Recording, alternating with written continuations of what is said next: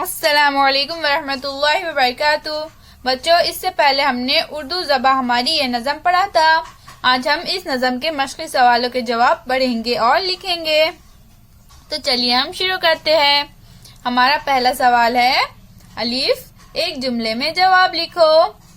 बच्चों, यहाँ पर नीचे हमें कुछ सवाल दिए गए हैं जिनके जवाब हमें एक जुमले में लिखना है। नंबर 1, ये नज़म किस ज़बान के बारे में है? इसका जवाब है जवाब, ये नज़म उर्दू ज़बान के बारे में है। नंबर 2, उर्दू ज़बान का मस्कन किसे कहा गया है? मस्कन यानी घर बच्चों, रहने की जगह। तो इस सवाल का जवाब है जवाब, उर्दू ज़बान का मस्कन भारत को कहा गया है। नंबर 3, उर्दू ज़बान के लिए बच्चा क्या दुआ मांग रहा है?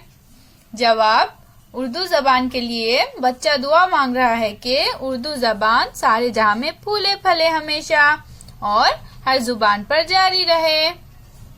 हमारा अगला सवाल है बच्चों, बे नज़म पढ़कर खाली जगह में मुनासिब लफ्ज लिखो। यहाँ पर नीचे हमें बच्चों कुछ खाली जगह दी गई है।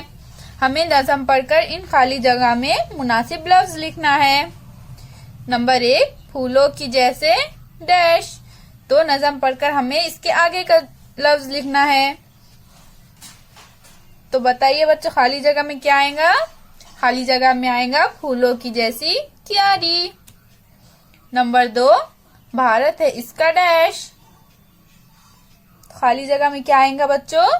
खाली जगह में आएगा मस्कन। भारत है इसका मस्कन।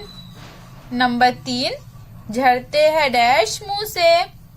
तो बताइए बच्चों, खाली जगह में क्या आएगा? खाली जगह में आएगा फूल।